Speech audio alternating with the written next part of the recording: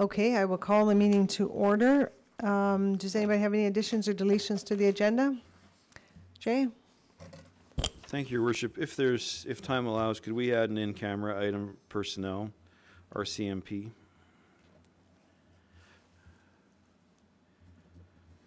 Anybody else? Daryl? In-camera item for land. Okay. All right. That's it. Okay, before we get started, I would just like to make a couple of announcements. Actually, I got a few announcements today. First of all, we have Christmas in the Coulee, December 8th and 9th, so it'd be wonderful if y'all went out and checked that out. I did a little reading on it today, and it looks like it's going to be fun. Check out the Trail to Trees. They're on until December 16th, and all the funds are going towards the Drumheller Jumpstart program. So, they are absolutely stunning, so take a minute and check them out. Seniors dinner this Thursday, Tom. That's at the DVSS. As well, their 25th anniversary. So Tom is going to get the honors of speaking there on behalf of council. So you better go check it out. And there was an amazing, successful red food bag drive for the Salvation Army. And thank you to all the volunteers in this wonderful community we live in. As well, Valley Bus is operating now 6 days a week beginning December 1st. So make sure that all the seniors and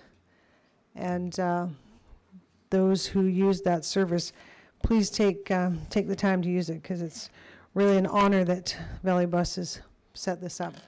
So, and I want to just give a quick update. I had the honor of attending the FCSS conference, the Family Community and Support Service Conference this weekend in Edmonton.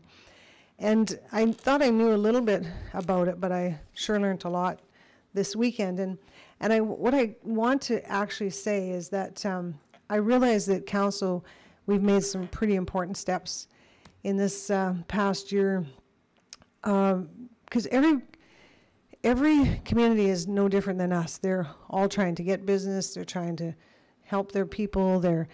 And what I realized is we are no different. You know, but we've made some pretty interesting steps, which I think are going to help us against them. And, you know, firstly, setting up an economic development officer in the first of the year is really going to make an impact for us. And, you know, all these incentives we've been working on, tax incentives and breaks to get businesses here, because what I realized is they kind of explained that if they don't have work and they can't supply the basic needs like food, shelter, and clothing, that's kind of sets the tone for how come we have the whole mental health issues. It kind of coincides with that. But that's what's leading it ultimately in the end to poverty. And I know that we, you know, are working hard to figure out ways to help the poverty reduction here in the Valley. And so I just want to commend council, because I think, you know, some great steps are being taken towards doing that. And I really enjoyed the weekend with April and Laura. They're very passionate about what they do. So that was a very, very worthwhile experience for me. So I would like to do one more thing before we get started on the agenda. And I would like Mr. Mike Toder to come forward and have a seat in the front here. I'm going to do this now or else I forget. You can have it right at the front. So I just wanted everybody to know that I received a really nice letter from Alberta Culture and Tourism, and it says the Stars of Alberta Volunteer Awards recognize extraordinary Albertans whose volunteer efforts have contributed to the well-being of their communities and their fellow community members. And Mike was one of the nominees. So Mike demonstrates so much in the Valley here, and I'm just going to read a couple things that we have. He embodies the principle that everyone has a responsibility to their neighbors, the dedication to make Drumheller a welcoming community. It's apparent through all the committees he's involved on, the Badlands Gallery, Chamber of Commerce in the past, Advocacy Committee, Economic Development, Downtown Business, Downtown Cleanup. You and Carol are always walking around with a garbage bag, making sure you're helping our vision. So I just, on behalf of the town of Drumheller, it's just an honor to have this letter and certificate. So we would just like to present this to you. So Mike, thank you so much for everything you do in our community.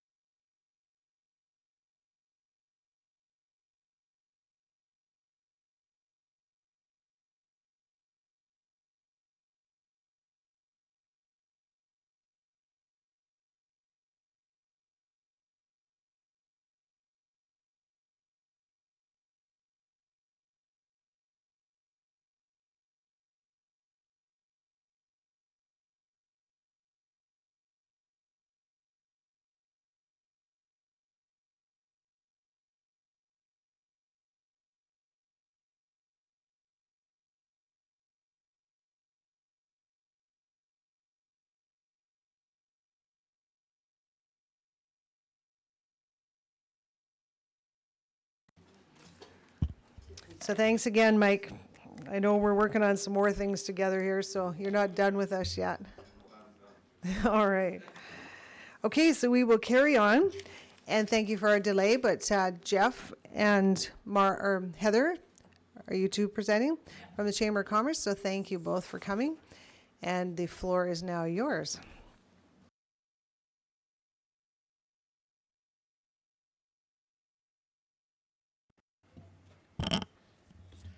Great. Well, thank you, everybody. My name is Jeff Hall. I'm the Vice President of the Drumheller District Chamber of Commerce. Unfortunately, our President, Brock Harrington, is ill today, so you get the pleasure of listening to me and Heather. We also have our staff representative, Marley, here as well. So I guess if we click to the first slide, really the Drumheller District Chamber of Commerce is a membership-based organization comprised of businesses, organizations, and individuals committed to building a strong business community. And we attempt to do that through the following: promotion of local businesses, awareness of the membership benefits and the Chamber of Commerce, advocacy on behalf of the membership at the local, provincial, and national levels, and also providing opportunities for members to learn, share, and network through our Lunch and Learn presentations and other networking events. So our 2018 and 19 Board of Directors, as I said, our President is Brock Harrington, Vice President, myself, our Secretary Treasurer is Nathan Fleming, other Directors of the Chamber of Commerce, Cindy Clark, Joanne Contenti, Barry Fullerton, Joanne Hodgson, Vanessa Page, Daryl Reed, Cameron Sinclair, Roger Stevenson, and our town representative, the Mayor, Heather Colberg. So I'm just going to turn it over to Heather to work through some of the other specific numbers for you today. Thank you and good afternoon. So year to date we have 243 members, which is a slight increase from 2017. We are pleased to report that we've had 18 new members join the Chamber this year. And if you're ever interested in seeing a full list of our Chamber members, you can access those on our website, drumhellerchamber.com. We believe a key factor in the retention of Chamber members is building relationships with those members. Marley, our office and chamber services coordinator, actively communicates with our members through a variety of means. Personal face-to-face visits, telephone, social media, specifically Facebook and Twitter, new this year, Instagram, we have an account now, as well as our chamber monthly newsletter and direct email correspondence. Our board members have also committed this year to assisting with membership visits and recruiting new members to the organization as well. As we work to build relationships with our members, we also promote the benefits of chamber membership. One of those benefits is access to the value-added programs, which can help businesses save money, time, and resources. And just a few highlights about some of our value-added programs that you can see up there. The Chamber's Group Insurance Plan is definitely the most popular program with our members. We have 73 members currently enrolled in that program. We also have merchant discount programs through First Data and ATB for POS terminals, fuel discounts with Husky, Mohawk, Petrocan, and Esso, and shipping discounts with Perlator and UPS. There are also 2 programs to assist businesses with their payroll needs through Payworks and ADP. And lastly, just a highlight from the 2018 Alberta Chambers of Commerce Conference and AGM that was held in May in Grand Prairie. Our chamber was awarded Chamber of the Year for membership between 151 and 300 members, and Marley and I, as you can see there, were on hand to accept the award. Our Business Advocacy Committee continues to spend time and energy monitoring issues of importance to the business community. The current chair of our committee is Cindy Clark, and this past year we provided input to the town regarding the new mobile vendor bylaw. We are now in the process of obtaining feedback from some of the mobile vendors regarding the new bylaw and how its implementation worked throughout the summer. Also this year, our committee monitored the developments with respect to cannabis. The Chamber of Commerce is a proud member of our provincial and federal networks, respectively the Alberta Chambers of Commerce and the Canadian Chambers of Commerce. Both are advocacy leaders and work diligently to advocate for business on provincial and national levels. On a provincial level, the Alberta Chamber has developed the Vote Prosperity campaign, which outlines the Alberta business community's priorities for the 2019 provincial election. Likewise, at the federal level, the Canadian Chamber is preparing its 2019 edition of 10 Ways to Build a Canada That Wins. This document will list the priorities and objectives to give Canada a competitive edge, grow the economy, and improve productivity. To prepare this document, the Canadian Chamber has requested input from the business community, and we've circulated a survey to our members to allow them to provide that input. The Chamber continues to host a variety of educational, networking, and community events throughout the year. There's a long list of those there. We were pleased to join forces this year with the town and Rotary Club to host a combined awards ceremony in June. With those Business Excellence Awards being presented in June during the Celebration of Excellence, we moved our Women in Business Mixer, which was typically held in the spring, to October during Small Business Week, so that worked out really well for us. Our educational sessions presented were timely and popular with the business community, including topics, the topics were employment standards, cannabis, and occupational health and safety. Just a few notes about the world's largest dinosaur. Year to date, our visitation to the dinosaur is 127,184 people, which is a slight increase from the same time period in 2017. Compared to the 5-year average, we are still showing an increase of almost 10%. To close out the summer of 2018, we were pleased to welcome our 2 millionth visitor to the dinosaur. Aaron Rosenthal from Israel was the lucky visitor on August 27th.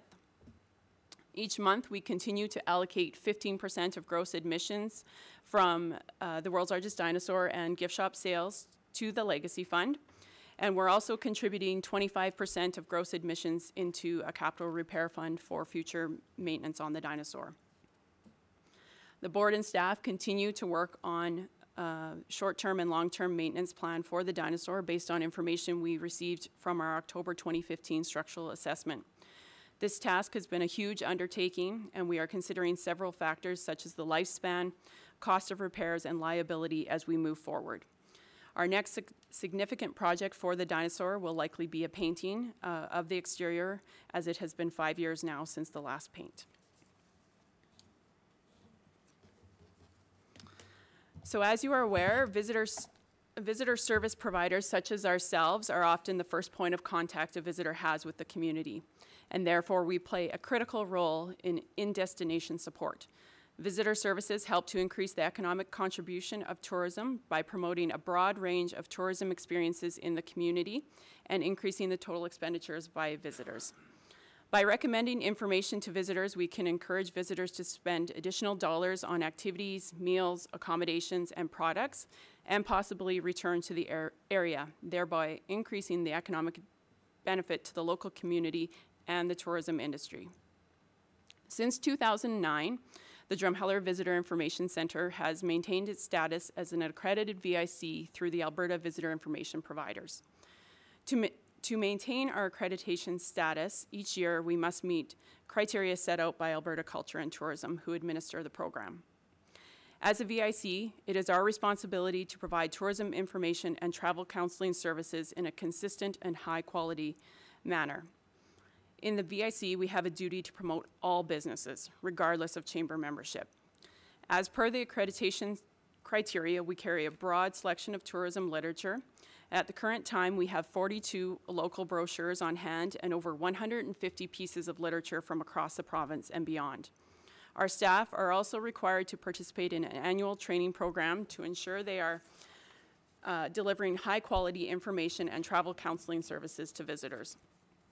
Annually, we've also conduct our own FAM tour, or familiarization tour, of the Drumheller Valley. And while our frontline staff always participate in this tour, this year we offered up the tour to local businesses to join us. We had 4 of our staff participate, along with 20 members from the business community. With the positive response from the business community this year, plans are already underway for an enhanced FAM tour in 2019 to engage other frontline staff in the tourism industry to participate. Year to date, staff at the VIC have counseled 48,000, I forgot to update that number, sorry. 50. I was at the end of the month. 50,073 visitors face-to-face, with 42,016 of those visitors coming between May 1st and September 30th, which equates to about 84% of our total visitors. So during the last 5 years, between 82 and 86% visitors counseled have been during that peak season. In comparison, just a few notes about some of the other Travel Alberta VICs throughout the province. So the Canmore Visitor Information Centre, which is open year-round, counsels just over 59,000 people on average in a year. The Field VIC, which is also operated by Travel Alberta, and it's open May long to Thanksgiving weekend, sees just over 34,000 people. And then the other ones a little bit closer to us, Oyen sees on average about 3,500 people, and the Walsh VIC, which is down past Medicine Hat, sees just over 15,000. Those last two, Oyen and Walsh, are only open May long to September long. And in 2017, we did start tracking stats related to accommodations to help demonstrate the value of visitor services. And I did report on this the last time I was here, so I have some updated numbers. So basically, if we refer an accommodation property such as a hotel, motel, campground, or B&B, we record it as a referral. And if we are actually able to facilitate a booking at an accommodation property, it's recorded as facilitated. So year to date, the staff have referred 5,100 times to an accommodation property and facilitated 186 actual bookings. So these activities directly relate to revenue generated in our local community. In addition, I have a few other services that we offer through the VIC that you may or may not be aware of. We have 2 display cases in our VIC. One we have featuring artifacts and information from the Atlas coal mine, And the other houses an extensive collection of awards received by the Canadian Badlands Passion Play and the Badlands Amphitheatre. So that's on display to our visitors. Staff also respond to numerous email and telephone inquiries for visitor information. This year, the staff have responded to over 190 emails from visitors requesting information, while phone call inquiries from May to September totaled 397. In the VIC, you can see the picture there, we also have an accommodation board, which is heavily utilized in the peak season. Staff and visitors refer to it for availability at local hotels, motels, B&Bs, and campgrounds. The VIC also has its own Facebook page, and in 2018, 135 posts were made on that page. We also had 105 inquiries from our Google listing between May and September. And on Canada Day, we helped to support the information tent outside in the Rotary Spray Park and counseled 190 visitors there. I think we were out there for a 4-hour span. And also throughout the year, our staff receive inquiries for information such as catering, busing from groups that are bringing conferences or meetings to our community.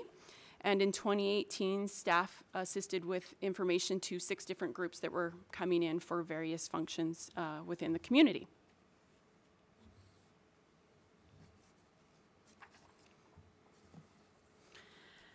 So as demonstrated by the information provided on the previous slide, which I apologize was a lot, the visitor services we are providing are of great value to our local community and the tourism industry in general.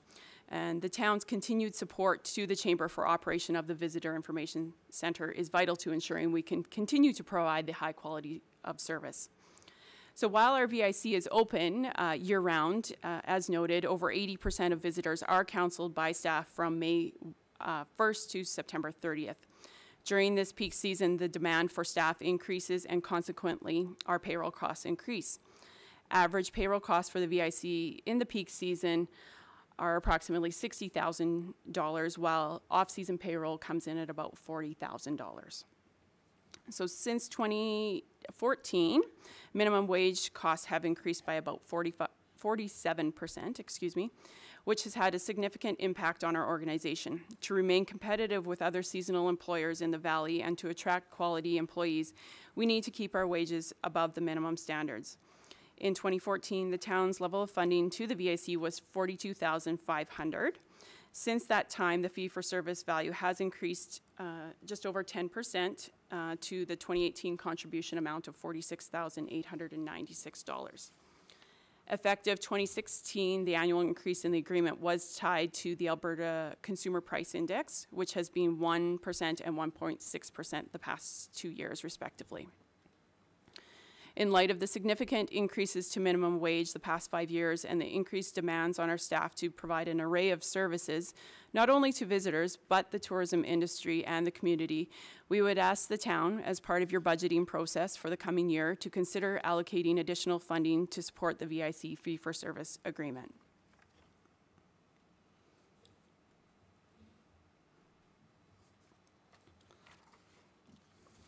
Okay, I'm just about done. Last couple slides. So in closing, we would like to highlight some other areas of the community that we're involved with as we recognize the importance of relationships and working together with others in our community. As you're all probably aware, the Chamber continues to support the Dino Arts Association. While the Chamber maintains ownership of the dinosaur structures and insures them, the Dino Arts Association works to maintain the dinosaurs and fundraises for their upkeep, as well as the addition of any new dinosaur art structures. Annually, the Chamber provides $5,000 plus up to another $5,000 in matching funds to the association. The Chamber also provides staff for administrative support to the group, that's Marley, and we also provide their bookkeeping services as well. We are gracious for all the volunteers who come forward to serve on the Dino Arts Association board, as well as the volunteers who help with painting. We are also grateful to you, the town, for your support of Dino Arts. The Public Works Department has been a great help in moving of dinosaurs when required and the installation of new dinosaurs when we bring those on as well. The Chamber continues to have a representative serving on the Travel Drumheller Marketing Association Board of Directors. Debbie Chenor, our Tourism Services Manager, is the rep to Travel Drumheller for us. Board member Roger Stevenson is currently serving as our representative to the Community Futures Board. And we also have Cameron Sinclair serving as our rep on the Citizens Advisory Committee. I see in my notes I've missed that Jeff Hall is our rep to the Economic Development Advisory Committee. And just a note about a couple of other events in the community. Along with the town and the Arts and Heritage Group, the Chamber assisted with Alberta Culture Days, which was hosted at the end of September. And just a few short weeks ago, our community enjoyed another successful Festival of Lights in the downtown core. The Chamber was pleased to provide support through Marley with the implementation of this event. And next week, we are partnering with the grade 11 comm class at St. Anthony's School to host the 4th edition of the Your Hired interview competition. This program provides students with the opportunity to participate or to practice resume and cover letter writing, in addition to interviewing with real employers from the community. So we have all of those on the go. I think the other one that we missed on there that we should highlight is the July 1st Canada Day Parade as well, which is another thing that we have been organizing for a significant number of years at the Chamber level. So. Thanks, Jeff. Just a few comments about the year ahead, 2019. So as we look forward to bringing in the new year, a number of plans, as mentioned, are already underway with the Chamber. Watch for details to be released on our Lunch and Learn sessions. We will continue to bring timely topics forward to the business community to keep them informed. Our annual general meeting will be held in the latter part of March, and this one will be sure to stir up some conversation in the community, so stay tuned for details on that, which will be released in February. In April, we will bring our 5th annual trade show to the Badlands Community Facility this year, so we're looking forward to seeing that in a new venue and how that works for us. And 2019, as you are aware, will be the year of elections. We've got a provincial and federal election coming up next year, so the Chamber will be looking to host election forums for both of those for the candidates running in our area. And that concludes my talking. Does anyone have any questions or comments for Jeff or myself? Questions, anybody? That picture, the Christmas tree of Tony's is going viral. It's beautiful. Okay, questions, anyone? Lisa? Thanks for coming, guys. It's always appreciated that we have this two-way conversation, and it's nice to be reminded about the value that you bring to our community, not just the business community. But that being said, asking for an increase for VIC. So what are we talking about? 5, 10, 2%? You know. Well, I think the challenge when you look at the numbers, and I think this is the first time, I mean, I guess we always knew that our VIC was one of the busiest, and ultimately it's the second busiest in the province. And there's no funding from provincial government. There's only the funding that we receive from yourselves. In the numbers we tried to present this year, I think what we've tried to talk about is unmuddy the waters a little bit and strictly just focus on the direct labor costs. You know, so if we look strictly at direct labor costs, and if you look strictly at the percentage increase associated with minimum wage, and we know everything else has increased in addition to minimum wage, that would move our number up to, I think it was $62,500 approximately, as opposed to the 46,000 that we're receiving right now. So that would put us back at the level that we were when the funding was established in 2014, I believe it was, right? You know, so that's a very simple mathematical formula, like I said, which we've tried to perhaps convey, as opposed to the more challenging aspect of looking at everything in our financial statement and different allocations that are in there. I mean, I don't think there's any way for us to indicate what the level of funding received from those VICs that have 3,500 people that are paid for by the province. But you know darn well that the funding that they're receiving is significantly higher than $60,000 when you look at a facility and staff and everything else associated with that. You know, so, and I think again that, you know, we see the number of visitations, how concentrated it is in the busy season. We'd invite any town councillor that wants to pop into the Visitor Information Center on a weekend in July or August to do so and get a feel for our staff levels and how things work from that standpoint. So just another quick question on that. So you said there's no provincial funding whatsoever. Why is that if other VICs are accessing the funding? All the other VICs are owned by Travel Alberta. So I mean, they're Gotcha. part of government departments. Because there are 10 Travel Alberta VICs in the province, and they're at entry points to the province. So by default in our geographic location, we are not a entry point to the province, so we could never get funding that way. Now, with that said, there has been years where we've, you know, sent letters to Culture and Tourism requesting funding, and they had been supportive to a certain degree, but that has gone by the wayside the last couple of years since the new government, actually. Even before that. Yeah. I think I was chamber president, so it was probably 2006 when that funding stopped from the provincial government. So, So it's changed over time. And Gotcha. So would it be helpful if council at some point in time wrote a letter of support to that tag may along? help. I mean, we get lots of visitors coming, you know, from Saskatchewan past the Oyen VIC, and they're coming and stopping here and saying they were in Oyen, and we're still counseling lots of those visitors, and we've always known our numbers have been significant and very comparable to the Canmores of the world. Yeah. Awesome. Thanks, guys. Anybody else? Tom? Yeah, a couple things. Thanks for coming, as usual. It's always good. Keep up the good golf tournament. That was very skillful, Heather, how you introduced Barry Fullerton and he walked in the door. There you go. It kind of reminded me, you know, like a fly past of the Jets at a football game. How they ever coordinate that, you know, they got O'Cannon and the Jets fly over.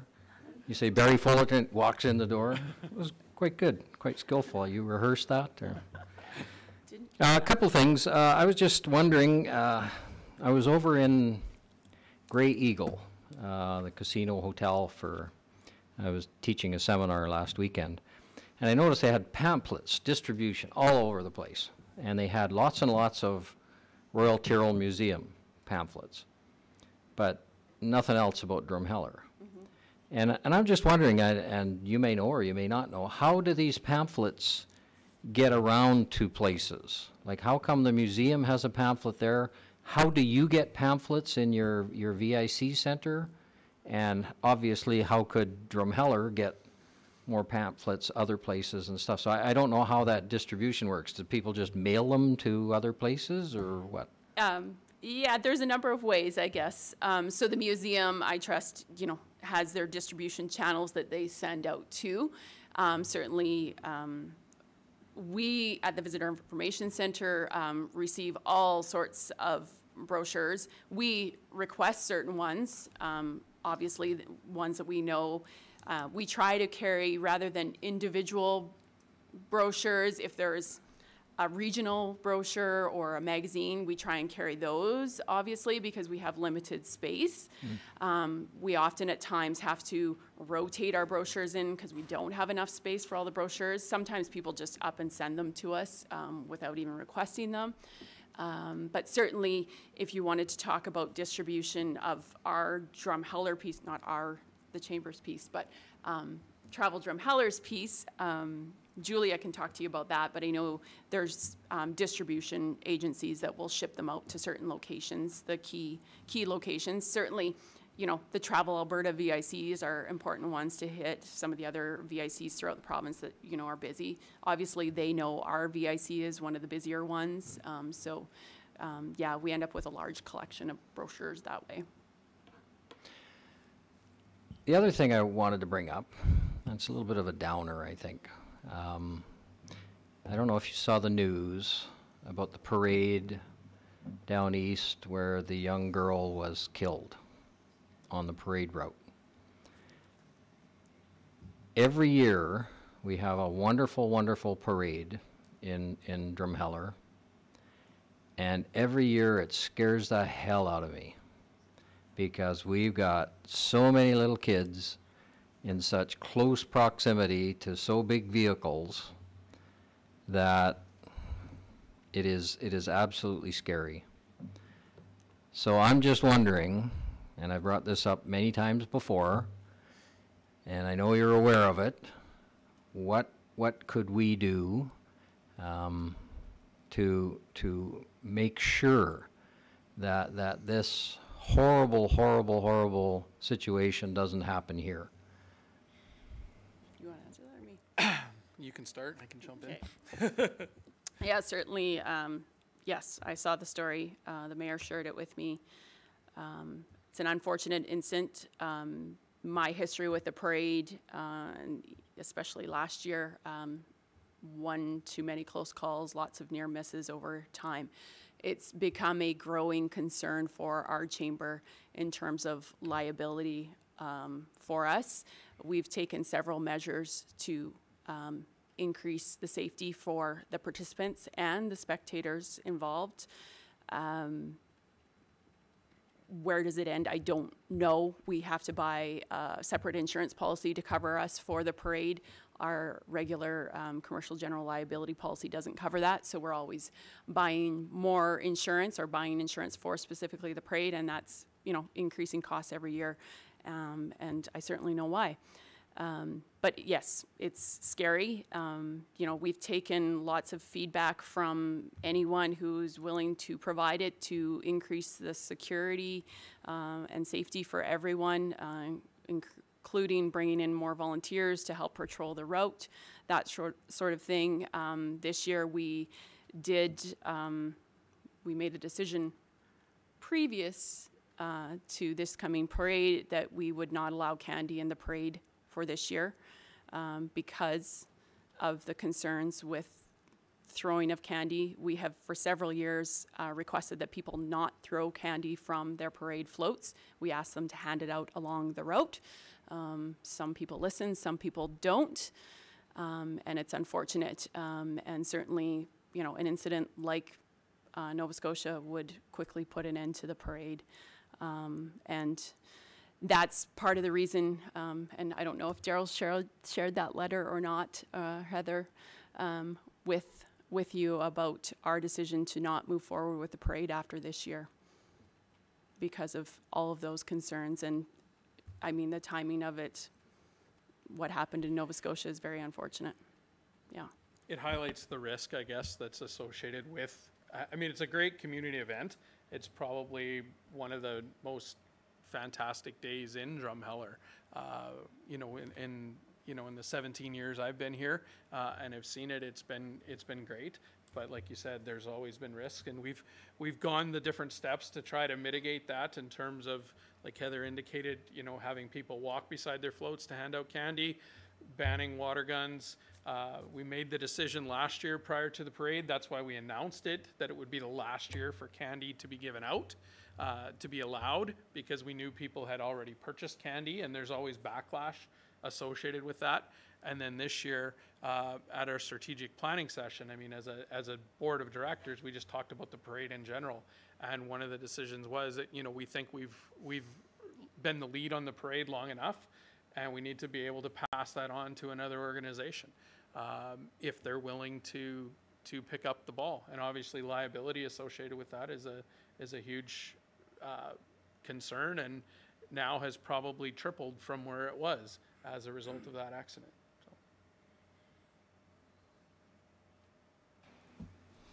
Tony? Just a couple questions. Thanks for coming out again and the level of detail you provided. Just on the finance side of things, and it's good to see you brought your accountant with you, but or an accountant. In relation to the VIC, what revenue sources are there other than the town funding? And I guess I think in the along the lines of increased visitors should be increased revenue with that kind of flow as well. Can you just enlighten me a bit? I guess the VIC itself, there is no fund, there is no revenue aside from what we receive from the town. We separate everything, so the other side of it is the world's largest dinosaur with the admission revenue and the gift shop sales, obviously, from that standpoint. But we keep those staff separate, and that's why we're trying to present that information that way, I guess, from this standpoint. So it is a standalone number that perhaps decisions can be made out from.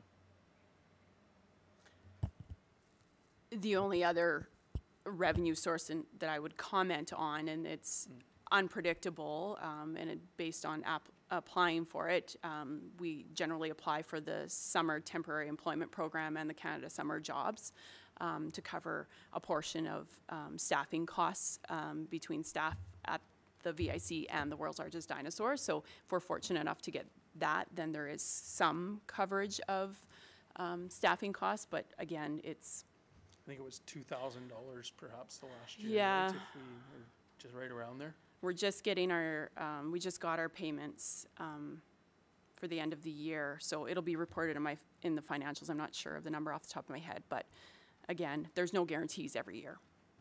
So none of the traffic or the revenue generated from the dinosaur or the gift shop because of the increased visitors to the VIC is kicked back to the VIC, or?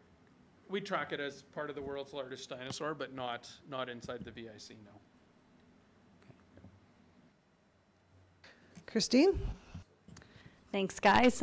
Sorry, I just got a little confused there because when I worked in the visitor center was quite a few years ago. So staff is now separated because when I'd worked there, we were switched between gift shop and the tourism area. So. Yeah, they're cross-trained in both areas, but basically the staffing costs I divide out 50-50 between the two because they're essentially shared between the two, but it works out to a split. Thanks. Anybody else?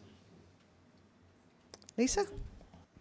I think that FAM idea is just phenomenal. I'm surprised that you mentioned that. So it just reminds me of that being a tourist in your own town, except, you know, they're willingly wanting to be there and it's a scheduled kind of program. So I can't wait to see what you morph that into because that's fantastic, especially for frontline employees who are dealing with visitors every day. Yeah, we certainly think it's important, especially for the frontline staff, the staff working in the hotels or the gas stations or the retail stores. I think us as tourism attractions, whether it be the Atlas Coal Mine or East Coast School Museum or the Tyrrell, we're all doing our own internal training to make sure our staff know about all the other good things tourism related in Drumheller, but it's more, I would say the FAM tours would be more geared for those frontline, you know, in the hotels and, you know, the gas stations that might get asked random tourism questions, that sort of thing. So, yeah. You mean where the dinosaurs drink and eat every morning? Sure, and when the park opens and exactly. all that stuff. Okay, anybody else? All right, well, I would just like to thank you both and Marley as well. Barry, thanks for joining. And congratulations again on being Chamber of the Year. It's a pretty big honor for our community. Thank you. So thank you very much.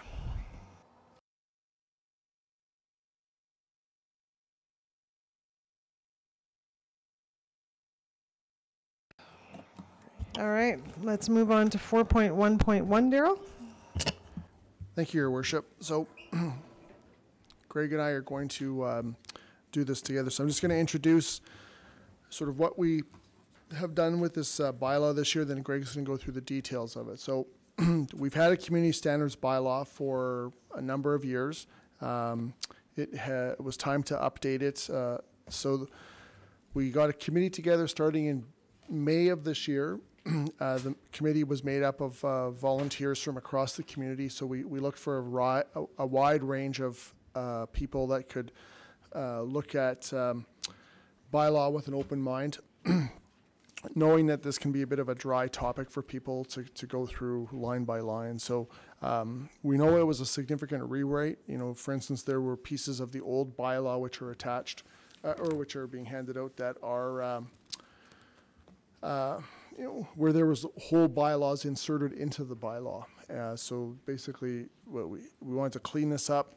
We wanted to make it simpler and easier for people to understand, and also easier for our staff to enforce this. So we've, like I said, we started in May. We had a number of brainstorming sessions with our volunteers. We did a valley tour this summer with, took the folks on a tour to see kind of where some of the issues are and how we can kind of deal with them. So then we spent a good part of the summer rewriting the bylaw. We had it reviewed by our lawyers just a few weeks ago and met with our group 2 weeks ago, I think it was now. And we're going to do another tour next week with this group and also the tourism standards group. And with the idea that it gets into council in early January for first reading, barring any other rewrites on it. So turn over to Greg to kind of go through some of the details on it for compared to the old one. I don't think we'll go through every little word on it, but just talk about some of the bigger pieces. Thank you, Daryl. Mayor and Council, shortly after I started working for the town, supervising bylaw, I set to work familiarizing myself with the various bylaws and the enforceability of them. This, as it turned out, just inadvertently in my research, I found where a lot of this bylaw came from, which was the city of Calgary. A problem since I started working for the town was the enforcement of the noise part of this bylaw, which is terrific if we're the city of Calgary and we have people on staff. Just as an example, I'll go into more, but just as an example of it, it was unwieldy, and it eroded its own enforceability, in my opinion. Under the new section of the bylaw, 3.37, it shortens, makes it much simpler. Right there, a person shall not cause or permit any noise that annoys or disturbs the peace of any other person.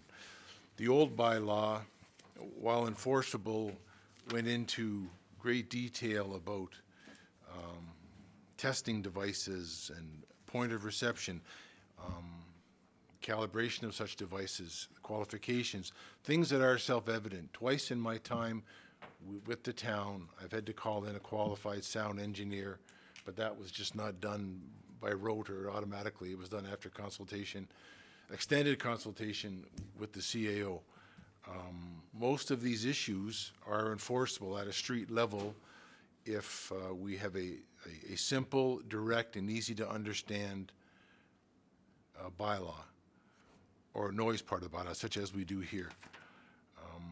It also, the new bylaw, just after noise, it incorporates the changes of tobacco and cannabis consumption. It deletes a lot of the bylaw previously, which included bullying, fighting, unlawful assembly, curfew regulation, which bullying, fighting, assembly, unlawful assembly are criminal code matters. Bylaw officers do not have criminal code authority. Only the police do, and these matters are covered in the criminal code. Bullying is essentially a form of assault, and we do not have the authority to enforce assault. We can do an initial investigation, such as we do from time to time, but it must be handed over to the police immediately when it's out of our jurisdiction. The section on curfew, other communities, perhaps some council will recall Tabor had an extended argument, and it basically became a charter argument about enforcing a curfew on young people. And it also places enforcement officials such as ourselves with extremely limited powers of arrest, not far beyond that of a citizen's powers of arrest. I mean, that in itself is a whole other topic. The criminal code does allow for citizens' powers of arrest, which every citizen possesses. And there are other minimal powers of arrest that we as peace officers under the provincial program do possess. However, the point of children out past a curfew is a problem for the police, let alone bylaw officers, and it is, quite frankly, the charter argument that we don't want any part of, and can be dealt with other ways. A child who's out late at night and is underage is a child in need of protection, can be dealt with in other fashions, such as through social services, such as apprehending the child for its own good. But there are other laws that provide for that, and that is a matter for the police. We will assist as need be. Information, standing by. I assisted the police recently in an arrest just because of the circumstances, but it was all totally lawful, and with the police not far off to pick up the ball, basically. We have altered the littering section to be much simpler and easier to deal with, and in addition, all peace officers employed by the town have authority under the Environmental Enhancement and Protection Act, which is a provincial law, and we can also cover basically the same territory with that law. We have the same authority, similar authority in that law, and sometimes it is easier to use that law when we find someone who's littering, spitting, urinating, or otherwise depositing under section 3.36, and it does happen. I won't bother saying the term, but it does happen from time to time. The powers of the peace officer and our ability, the impetus of a lot of this can be dealt with in other bylaws. We are going to do it. We're conducting, and I have been for a while. It's not complete, but certain things such as parking, engine brakes on trucks can be dealt with in a traffic bylaw, and I believe they do belong in there. Those issues that are on the street and dealt with and involving traffic. Our authority to issue a provincial violation ticket remains virtually the same as other bylaws, I believe, that I've had a hand in writing or composing. A lot of our conduct to correct messy yards, unkept yards, will virtually remain the same. We issue a notice, we follow up with an order, and failing that, we bring all our information together and consult with the town solicitor about obtaining an order to compel someone to clean their yard up, and if not, it will be done at their expense. So those authorities are very useful and essentially remain the same. I believe there was we've made it a shorter version of weed and grass. Rather, the grass is entitled to be slightly longer under this bylaw before we would initiate any kind of corrective behavior. But also, we have a section on the Weed Control Act. We're all weed inspectors. Our new member has to be appointed by council still to be a weed inspector under the provincial act, but that's where we deal with noxious and prohibited noxious weeds. And we have authority under the Weed Control Act, but if somebody if we were to, and the Weed Control Act incorporates municipal councils as well as part of its enforcement. If we were to begin an action under the Weed Control Act, an appeal would be allowed if somebody took exception to what we were asking them to do, or disputed the kind of a weed that we found on their property that should be removed, or make efforts at least to try to control it. A lot of in the schedules regarding penalties and proposed financial penalties are very similar to the previous bylaw, and I don't believe anything has been, now I won't swear to that right now, but I don't believe there's been any tremendous increase or anything that would be considered onerous by way of penalties in the schedule of the new bylaw. And I look forward to council's review of it and perhaps pointing out things that we'd like us to consider, incorporate, revisit. Thank you. Comments, Tony? I've gone through the bylaw, Greg, and yes, it's condensed, it's concise, it's encompassing, I guess. Just a couple questions I had, more along the lines of clarity. On page 8, the section that deals with waste collection, talks about waste collection carts shall be removed from point of collection by end of collection day. We're talking street collection points or back alley collection points? Sorry, what section, I'm sorry?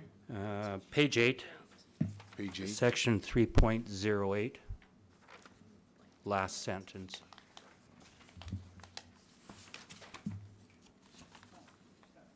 It's actually paid, yeah. It's just confusing. Oh, I'm going on the agenda pages. Okay. Number 7 at the top of the page, yeah. Okay, 3.08, last sentence there. that does mean, does it not, Daryl? The collection point, wherever. So So we're talking street collection here? well, so most people are having to put, whether it's a street or a lane, are putting their carts on public property. So the intent is to get it off public property. So usually in a lane collection, it means moving it back a couple of feet from where it is right there. And so one of the barriers that you have, and we go through this regularly, is that people leave their carts too far into the lane. And then now if we're having to clean snow or we're having to do maintenance in these lanes, we're finding that we're actually having to move the carts. So we're trying to get people to start moving these off of public property and onto their own property. So that would mean inside your back fence? Or on your driveway, or, just off. Like for the back off- alley, it would yeah, mean moving it inside your fence, which is usually on the property line, right? Right, or it could be on your driveway, which again, it would be inside your property line, yes. Yeah, it's out of the alley. And there are a number of, examples where people have built-in little alcoves into their fence line just for their carts, or moving them off that property, just so that they're not there all the time, because then what happens is it tends to attract other stuff from just joining it and never getting cleaned up, so.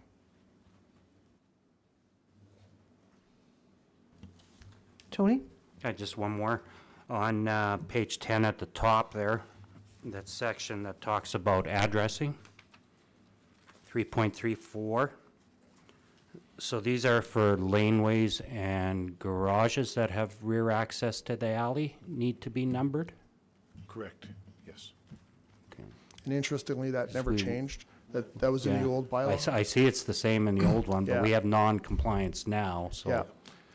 We were having that discussion when we were going through this. So one of the things is interesting from my perspective, is that, so a lot of our services are actually in our alleys and back lanes. So a lot of especially the downtown area, water and sewer are in the back lanes. And so if you're looking for, if you have a water main break on your property and we need to come and turn your service off, and you tell us your address, and we have no way to know that on the back of your alley, we have to go around to the front of your house and go, okay, so it's the blue house, I think it's the fourth one from the end. Now you have to drive around into the back lane and do it. So it's just a way, again, keep it consistent. The goal will be try to get people to start putting it out there. So it helps with both the utilities as well as emergency services personnel if they ever have to use the alley for, collect you for an ambulance or for a fire or something, so. And it's a pretty consistent bylaw. It's not something that was, Greg says it was maybe from Calgary, but many communities have the same bylaw, and probably many communities have the same amount of non-compliance that we do here, so. Tom? Yeah, I'd just like to thank Greg for all your work that you've done on this, and the committee, and Linda, and Daryl, and everyone involved. This was a huge, major overhaul of a bylaw that probably should have been looked at 20 years ago. So very much appreciate you paring it down. I know on the committee we talked about the idea that this isn't necessarily a perfect piece bylaw, that to me it looks like something that is a very good start, and we'll see how it goes. And I would imagine that there will be some things in it that, you know, this works and this doesn't work so good, and, you know, so it will be modified and changed, but I think this is a very, very good start. The one thing I can't remember talking about too much was the Community Standards Appeal Board. How were we going to populate that? What was that going to look like? I can't remember. It's in a separate bylaw. So that's already defined? 2210, I believe, is the Community Standards Appeal bylaw. No, I'm talking about the Community Standards Appeal Board. Is that in place? That's in the bylaw, I believe, yes. 2210. So we have a Community Standards Appeal Board? Yes. Okay. Mr. Garbett is our resident expert. Oh, that's why. Okay, yeah, no, I didn't realize. Lisa? Thanks. All right, so I've got a few mishmash all over the place. So first one is 3.36, so the spitting and urinating. No person shall spit, urinate, or deposit any human waste in any public place. Is that not covered by some provincial law? I'm pretty sure it's Environmental generally Protection known and that, Enhancement Act, yes. yeah, so Yes. is this not redundant, that piece? It is, but it does offer a police officer or a enforcement officer a bit of discretion to, I don't like the term dumb it down, but to still offer a charge, but to someone who is perhaps repentant and very sorry, you still can issue a ticket to that person, but however, it doesn't have to be the more serious provincial offense ticket. Okay. There are certain things it is under the officer's discretion, in my opinion, it's useful to have just as an option within our authority. Gotcha, okay. But then go on. it is repetitive. It is repetitive, you're absolutely Okay. right, yes. The next one is prohibited noise. When you were talking about taking out the decibel levels, I specifically recall 2 incidences where having that decibel level was helpful, if I'm not mistaken. One was in a complaint in regards to food trucks and generators, and the other was in a complaint to a seniors facility. So I kind of feel that having that decibel level there gave you a bar to be able to say, no, this is not unreasonable noise compared to reasonable noise. So I would be one to argue that perhaps you should have some teeth there rather than being so glib. No, I do have testing equipment. I'm not a sound engineer, of course. I do have testing equipment, just. Oh, yeah, and I don't yeah. disagree, but No, no, having testing yeah. equipment and saying whether this is an acceptable level or this is not an acceptable level compared to our policy or bylaw, I mean, at who's, like, I think you need some teeth is all I'm trying to say. Well, no, I'm not disputing, sorry. Go Yeah, ahead. so I mean, like, specifically in regards to the generator that was down at the spray park, and we had another business that was complaining about the business across the street, saying that the generator was too loud. So without having the teeth in there, we could have said to that other business, well, you are causing a disturbance according to this bylaw, so that being said, shut down your generator, right? And it No, would and have, I'm not trying to be flip, but when the sound engineer came in and charged us several $100s, he came up with virtually within a couple of decibels of my testing equipment. Give us the same So maybe result. I'm not disputing. the idea maybe then is that we don't make it as arduous, but we do put a limit on there and that it's enforceable by us, then, right? So, precisely, and that gives you a tool to work with without costing money to the municipality. I think one of the things we talked about there, though, was that in certain locations, a certain decibel level is acceptable, and then other locations it isn't because of background noise. Yeah, but this doesn't say anything about that. That's all I'm saying. Some people can be very reasonable, Tom. Christine?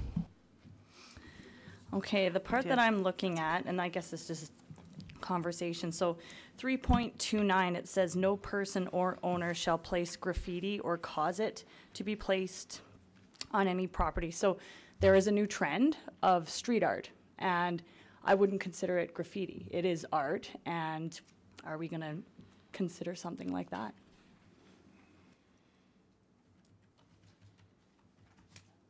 No, part of my research was municipalities in some places in Alberta have actually encouraged youth. I think there's a skate park in St. Albert or Stony Plain to come in and it is artwork. It's not, now if somebody was to use that artwork to put something that might be considered distasteful, then we would have to look at that. We're not talking obscene, that's a whole different argument. Right, yeah, because just like, I know there's street artists out there that are getting chunks of wall taken out and put in museums. So like there's real art happening, and if that's something we could look at, it could be really beautiful. I know, I agree, and we would not be starting on someone who, well, I don't think we would be starting up with someone who was encouraging someone to put something on their wall that they actually wanted and was considered artwork or something, you know, I'm not expressing myself very clearly, but that wasn't considered something distasteful or unwanted or placed there without anybody's permission. Okay, yeah, because that's where I was just curious, because it did say owner, No, and we so did, I was we did wondering. discuss that. We did discuss that during our, that was not the intention, but you wanted perhaps worded differently, clarified? We could rework to the, yep. Fred? Great boiliness down to like half the size. I appreciate that. The one thing that I noticed, and that's because after working 5 days a week for 44 years, Saturday and Sunday is my day off, and I noticed you took out the 9 o'clock start for noise and made it 7, and I know that at times construction, backup beepers on big trucks, snow blowers, all that kind of stuff. Is there a reason that you took that weekend limitation off? No, not, What page, what number is that? no. It's 12 in the old one, and sorry, I'll just find it. Previous bylaw was Monday to Saturday, and allowing, Saturday was considered a weekday. And a lot of my advice, however loosely based on the bylaw, when somebody would call up, we would urge people, contractors, construction companies, if they had the courtesy to call to say, no, please start no earlier than 9 o'clock on a weekend, unless it's, of course, snow removal, then it's a whole different, you know, within a heavy snowfall. I don't think of any reason why it would have been, unless we just, yeah. I think when we were looking at this, Greg, we were thinking about specifically, I guess, the snow removal in the wintertime. And, you know, for instance, I think to use an example of someone on a staff right across from them is the courthouse. So the courthouse gets their snow cleaned early in the morning before all of the traffic's there, but it's immediately adjacent to a residential neighborhood. So it's kind of the lesser of two evils, was trying to get them in and out of these areas so they're not causing issues for the neighbors. But the intent, I think, is that we're not, you're only going to be able to use the noise. Like, you're not going to be able to go and turn your snowblower on or lawnmower on and then go and have coffee in the morning and leave you're only supposed to be using it, if I'm trying to remember where it says it, but only for the minimum amount of time. So, Well, under 343, you can use it at any time, essentially, 48 hours following a snowfall. right, there are, yeah, for that's big, You know, big yep. snow. For that. No, perhaps we should have some more. Okay. That's the whole purpose of this, is to get another See, set of we got eyes to look at it too. so Yeah, good yeah, point. exactly. 3.4 is 10 p.m. to 7 a.m. That virtually covers, you know, any other offensive noise mechanically created. Right. But the weekend, the weekend should mean the weekend. Perhaps we should look at that again. Yeah, that would be kind of the you know, if we were doing roads in an area, then they'd be out there backing their dump trucks up at 7 in the morning and on a weekend. Yep, we'll look at that again, for sure. Anybody else? Jay?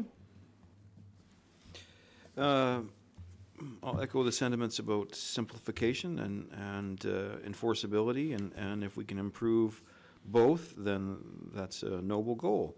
But at the same time, I wonder sometimes around whether or not, well, more to Lisa's point, you know, the requirement for agreed upon standards in particular with something about noise strikes me as being important. It's not something that I want up to a judgment call or interpretation. Just take the same example that you mentioned about competitors using the noise bylaw as an opportunity to cause trouble with one another. When it's a specific scientific standard that we're holding people to that can be measured, then that's a reasonable course of action. You know, some of the other ones, as you say, are self-evident. You can or can tell that someone hasn't littered or whatever, right? But to have a specific scientific standard that's agreed upon at a decibel level for what constitutes acceptable versus unacceptable just makes sense to me to have it written into the law. The other part that I'm concerned about in terms of the removal, because it was lumped in with a couple other things, is loitering. Greg, is that in the criminal code specifically already?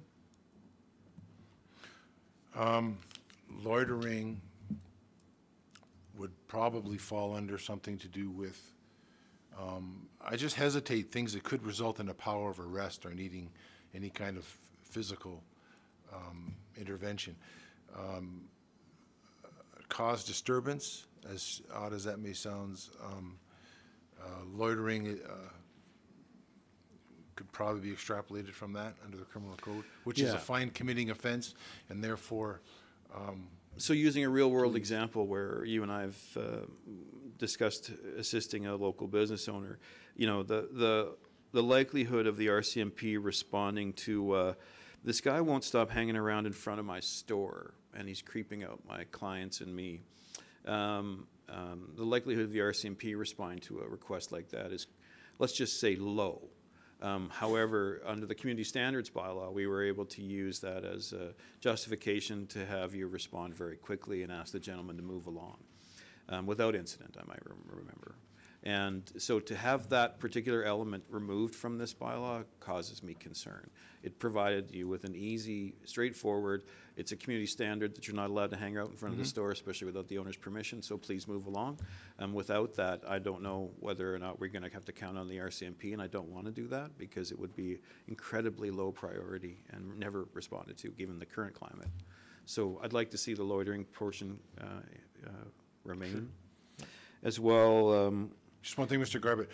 Invariably, when someone is loitering, in my experience, they're usually committing another offense as well, which is helpful. You know, to get the goal of ending the situation. You know, sorry. And lastly,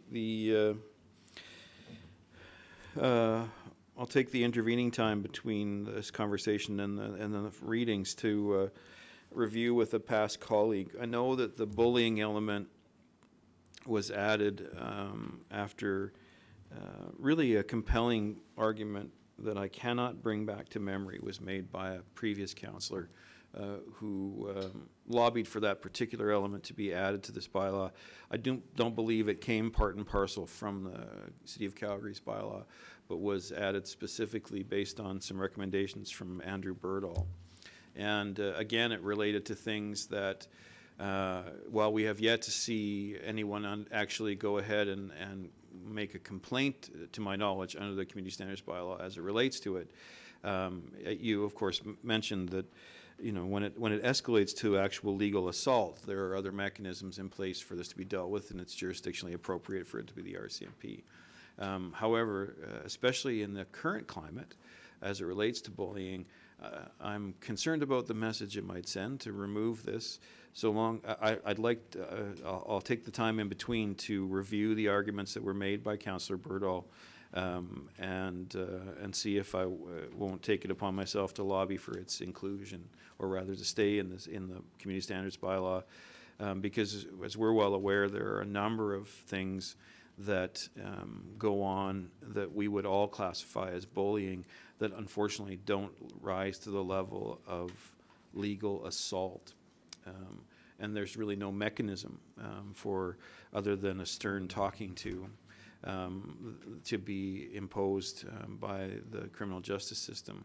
So having that particular outlet, whether it's used or not, I mean, if we're going to continue to make people or say that you should have your address on your fence and say that you should pull your things, and both of which we know are not enforced and are routinely not complied with. To take out something like bullying because it would be hard to enforce and hasn't been complained about, when you weigh those two things, having an address on the back of your street is way down here, and making sure we have another mechanism by which we could address bullying in this community seems way up here. So expect me to come back with more ammunition about why we should keep that part in. Sure. Just one more thing I ask you to consider. You need not touch someone to assault them under the criminal code. Understood. You need not have to touch anyone. I understand completely. It's just a threat with the apparent force to back it up. Yeah, I agree. That's and just something to consider. But we all live in the real world, Greg, and you and I know full well about what the number of unreported, at least to the police, situations that go on a daily basis that would certainly fall. I mean, the epidemic of bullying, whether it's child on child or or adult on child, that's been exacerbated with social media, et cetera, removing a mechanism by which we could actually provide some actual penalty and perhaps relief, because again, the making the case for an assault that goes all the way to the Crown Prosecutor. How infrequently those things happen with actual, child-on-child bullying, where it is something that is epidemic in this country, and allowing our own community to decide what standard we might set for that, and whether or not we want to play a role in providing an outlet for people to seek resolve. Those still seem like noble goals. So that's all I'm going to say about it tonight. I will come back with more. I think just on the bullying, Councillor Garbett, I just quickly looked, and Airdrie, as an example, separates bullying into its own bylaw, and so there's a community standards bylaw, because community standards is kind of about the the look and feel of your community. So that's why we have things like graffiti, ponding water, things like that. Whereas bullying, as Greg has pointed out, can actually progress into criminal code charges. So, my suggestion would be is that we look at a couple of bylaws for anti-bullying and create a bylaw that way, and not bury it as a couple of clauses in something like this. So. I would find that completely acceptable. Tom? Yeah, I think there have been significant advances and changes in what we refer to as bullying these days. I know schools, huge changes and advances in recognizing bullying and dealing with bullying over the last number of years. I know many agencies, many companies, many businesses, many sports organizations have gone to the Sheldon Kennedy Foundation, and they have incredible resources and programs now for bullying in the workplace, bullying in sports, respect, et cetera, et cetera. So you say it's an epidemic, and I would say, in my opinion, it's actually better and reduced than what it used to be. And so I think it could still be in the bylaw, and that's just fine by me. But I think there are some great resources out there. In fact, through the Alberta Golf Association, we just did the Sheldon Kennedy program on respect in the workplace, and we're actually recommending it for our Seniors Foundation employees as well. So there are other things out there that I think maybe we could look at when we incorporate this into a bylaw. Fred? Could you just clarify the fire on premises, the 325, 26, 27, 28? In the old bylaw, we had one that specifically talked about fire pits and having to shut down at 2 in the morning. I see a fire in a receptacle has to be supervised at all times. I think a point would be July 1st, if people are sitting around their fire pit in the backyard, we really don't have to shut them down as long as they're not imposing on their neighbors, making noise and things like that. Was there any intent in there to address that, or? No, we're more concerned with a backyard full of drunken people and a fire out of control. And but finding ways to limit that. Nobody's about to, rain on anybody's parade if they're having a reasonable, quiet party that nobody's complaining about. We're not patrolling the alleys and streets looking for that. This is a case of when the fire department shows up, or I get called and I show up, and we have to call the fire department to put it out because it's out of control. Great. That's the meaning of it. Supplemental question. Great community standards, both here and here. Is there any thought to moving bylaw enforcement to weekends as well? Like to do a 7-day-a-week? No, we've had, and I'm making excuses, Mr. McAwecki, we've had issues. We hired one person, just as that person was completing their field training, they resigned. We have another person that, in my opinion, is showing really, really good potential, and yes, we are. But right now, we're kind of, I'm on call all the time for bylaw matters, and I'm not making excuses. It is preferable. And yes, we're working towards that, but right now, we're just getting this person to the point where she is going to be off recruit field training, and I think she shows very good promise, and that's what we're planning, but I have no excuses. That wasn't a criticism. I think that would be a great time if we're introducing community standards, and this is what we want, that 7 days a week, we look at vendors, we look at all the things every day of the week. Thank you. Just a note on that is that the RCMP absolutely have control of this bylaw as well. And so I know when Greg was off in the summertime, I would routinely contact them to say barking dog issue, unruly campers, and they would deal with it as well. They don't like to sometimes because maybe it isn't a big priority for them, but it's also the broken window syndrome. So they absolutely will. I know we had talked about it 2 years ago, I think, under previous ideas of leadership of trying to go to at least a 6-day operation in the summertime to be able to deal with, but trying to rotate through so we do have this every day in the summer covered for sure. So, Christine? 2 things. The first thing, I totally agree with the anti-bullying bylaw, bringing that, because the amount of bullying that happens on the internet that nobody can do anything about, if we can do something about some of the face-to-face stuff, then we're taking a step in the right direction. And then with Fred's point here about the fire, now they're talking about no person shall burn at any time, and then they list. Is that what we're doing to limit excessive smoke, or is there some way that says, okay, Stink, and yes, the excessive smoke, smell, hazard of burning some material, yes, exactly. Right. And so that would somebody actually have to go and say, oh, you're burning these things, that's why you're bothering neighbors, or what happens with neighbors? No, they could be doing everything they assume correctly, but they could still be in violation.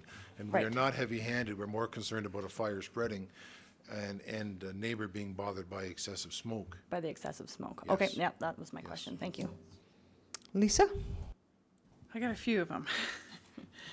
So to 3.06, I just wanted clarification. So if somebody has antique farm equipment on, say, a corner of their lot, we're not referring to that. We're talking to more like the old case that's broke down. I'm sorry? 3.06. Yes. So derelict equipment. We're not talking about antique farm equipment that's placed on the corner of somebody's lot for decoration? I mean, like a part of a garden or something like it's that? primary appliances. No, we're not right? we're not talking This about is 306 is referring to, like we've described, derelict equipment, but it involves anything that can trap a child. So Gotcha, okay. So the other point on that is it's not visible to a person viewing from outside the property. So there's a number of properties in our community that has antique equipment on display to beautify their property. So I just want to make sure that there's clarification No, on we're that. talking about appliances, fridges, Okay, then stoves that are. is that in the wordings of equipment and the definitions? Because when I hear equipment, I don't think appliances. Oh, is it? Okay, perfect. again, the goal is to be able to prevent anything that can lock a child into it, which is actually, so it's actually a law that you're not supposed to have that. So They're called attractive nuisances. okay.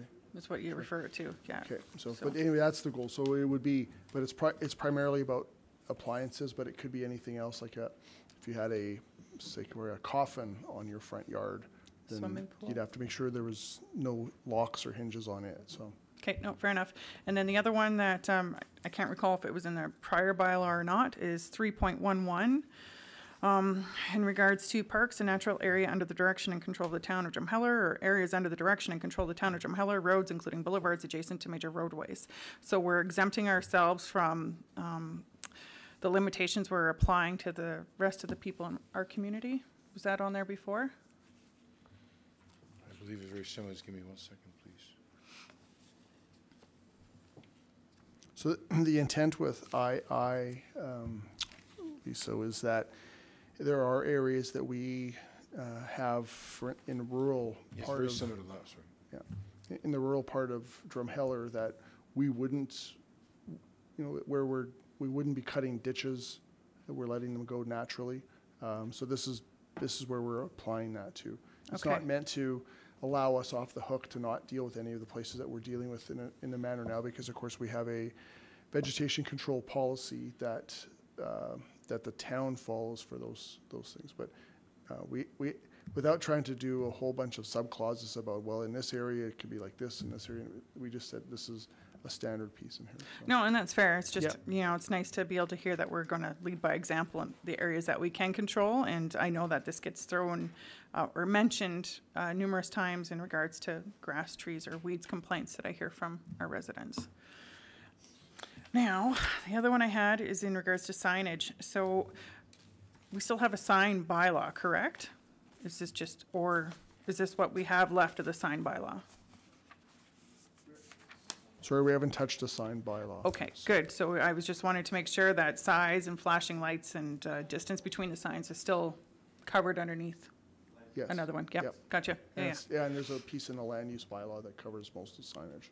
Okay. So, okay. yeah. Then the other question I had is I had thought, going off memory from years ago when we redid this, extension cords in regards to them running across sidewalks was covered underneath this at some point. Or was that under land use? Do you recall?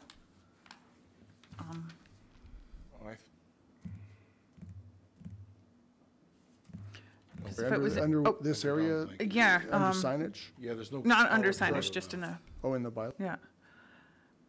I just don't want it to be for, I think it's in the traffic bylaw about powering your, It wasn't in the community standards, Vehicles. the old okay, one so either, so. think it was it's in kind the of a traffic- mishmash, the I can last find one. out. I think it's in the traffic bylaw.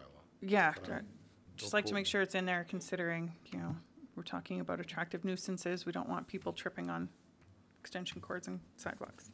And I had, well, I got one more, but I mean, I think it falls under provincial legislation as well when you're talking about tobacco consumption on 3.44. I believe part of that conversation was also no smoking around air intake or air vents rather than just doorways.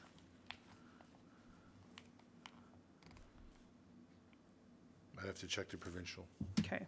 Every so- time I come across this, I read the provincial law.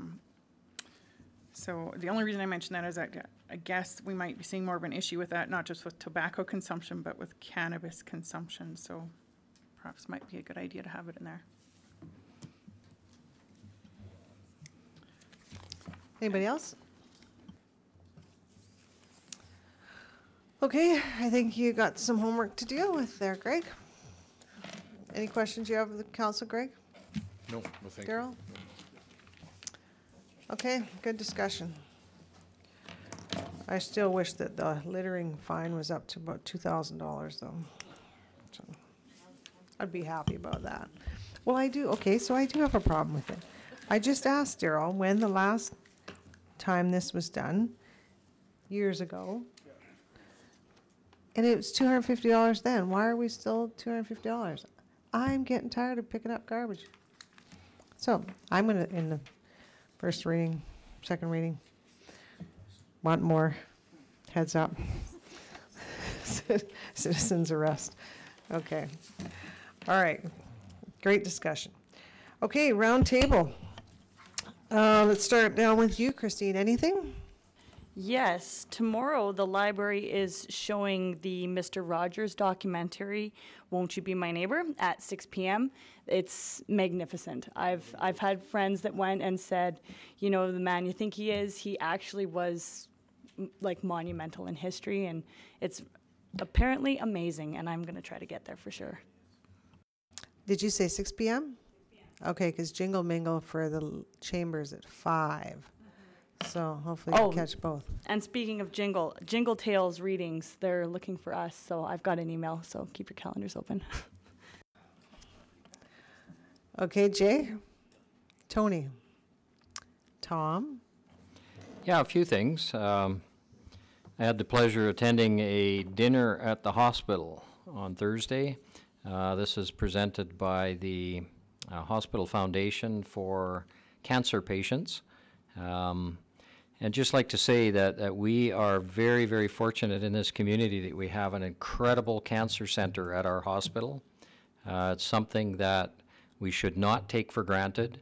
And I told the people there, I said, whenever you get the opportunity, you tell your MLA, you tell anybody you can think about what a wonderful thing it is to have this cancer center in Drumheller, because it absolutely alleviates an incredible amount of time and energy spent by people who are getting treatments, so that they don't have to go to Calgary, they don't have to go to Red Deer, they can actually receive their treatments here. So it's a wonderful thing that we have in our community. I participated in the red bag collection and sorting of food for the Salvation Army. And I think on Thursday evening they had about 50 people collecting the red bags, piling up stuff, sorting stuff.